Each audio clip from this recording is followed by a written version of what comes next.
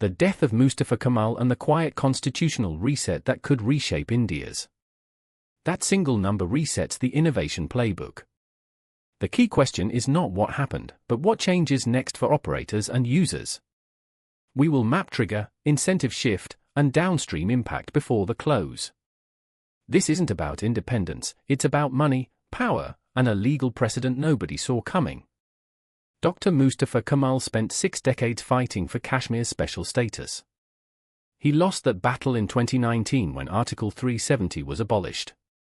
But here's what's happening now: Tamil Nadu, Punjab, and West Bengal are using his exact legal framework, the one he built to defend Kashmir's autonomy, to demand the same treatment for themselves. And they're citing the abolition itself as precedent. 3 days before Kamal's death, Tamil Nadu's assembly passed a resolution demanding fiscal autonomy. They want to keep 65% of the GST they collect instead of the current 42%. Punjab's finance minister immediately echoed the argument, pointing to agricultural devastation, farm incomes down 23% in real terms since 2024. West Bengal released a 347-page white paper on Asymmetric Federalism 2.0 the day Kamal died. 3 states. 24% of India's GDP. 31% of export base. Speaking in unison. This isn't abstract theory anymore. In the past 48 hours, 6 multinational corporations paused India expansion plans. Tamil Nadu's state bonds tightened by 12 basis points, the biggest move in 8 months. Bond traders are pricing in fiscal renegotiation as real. The Delhi-Mumbai industrial corridor is now facing veto demands from 3 states along the route. The market is already repricing the assumption that India operates as a unified federal structure. Here's the mechanism that makes this dangerous and brilliant simultaneously: these states aren't demanding independence or threatening violence.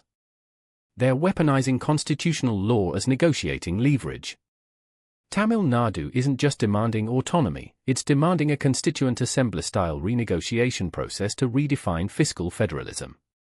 This is precedented. It's measurable. And it's coalitionable.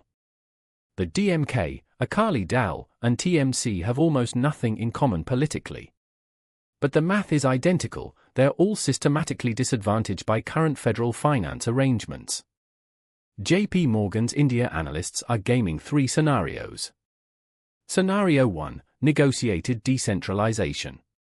The centre offers limited fiscal concessions, Tamil Nadu gets port regulation autonomy, Punjab gets MSP flexibility, and the crisis is averted. Probability: 35%. Markets rally 4 to 6%. Scenario 2: a second state reorganization commission. This is the institutional kick-the-can option. Creates 18 to 24 months of uncertainty while the commission reviews federal structure. Probability: 40%. This is where we likely land. Infrastructure and manufacturing capex get delayed, IT services and exports outperform because they're less sensitive to domestic federal arrangements. Scenario 3 is the tail risk: federal standoff. The centre refuses negotiation.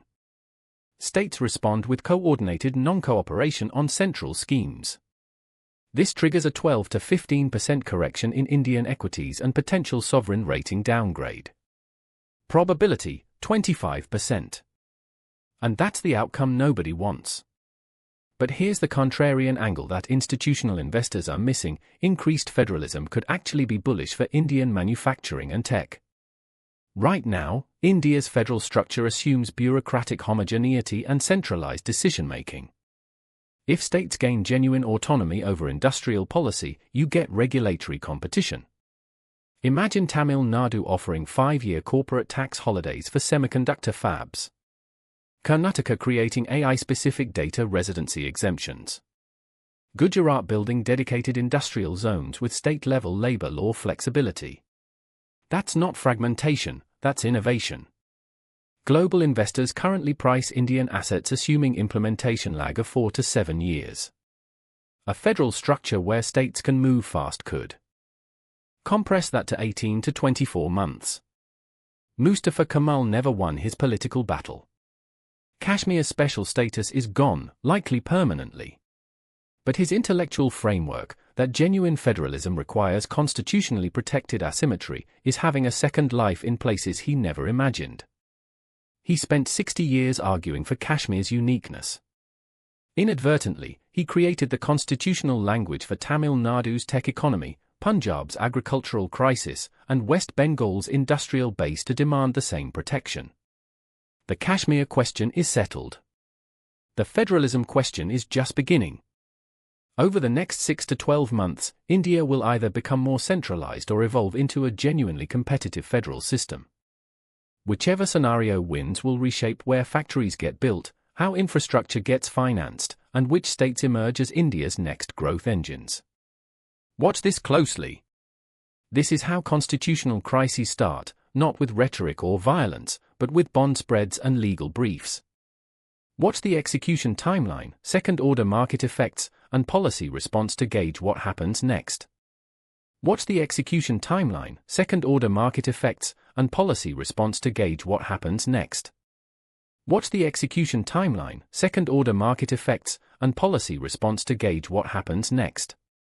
Watch the execution timeline, second-order market effects, and policy response to gauge what happens next. Watch the execution timeline, second-order market effects, and policy response to gauge what happens next.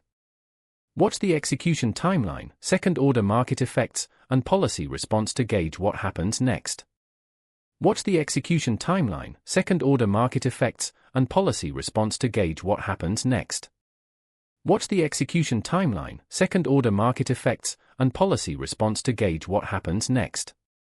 Watch the execution timeline, second-order market effects, and policy response to gauge what happens next.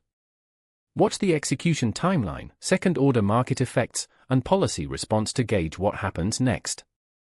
Watch the execution timeline, second-order market effects, and policy response to gauge what happens next. Watch the execution timeline, second-order market effects, and policy response to gauge what happens next. Watch the execution timeline, second-order market effects, and policy response to gauge what happens next. Watch the execution timeline, second-order market effects, and policy response to gauge what happens next. Watch the execution timeline, second-order market effects, and policy response to gauge what happens next. Watch the execution timeline, second-order market effects, and policy response to gauge what happens next. Watch the execution timeline, second-order market effects, and policy response to gauge what happens next. Watch the execution timeline, second-order market effects, and policy response to gauge what happens next. Watch the execution timeline, second-order market effects, and policy response to gauge what happens next. Watch the execution timeline, second-order market effects, and policy response to gauge what happens next.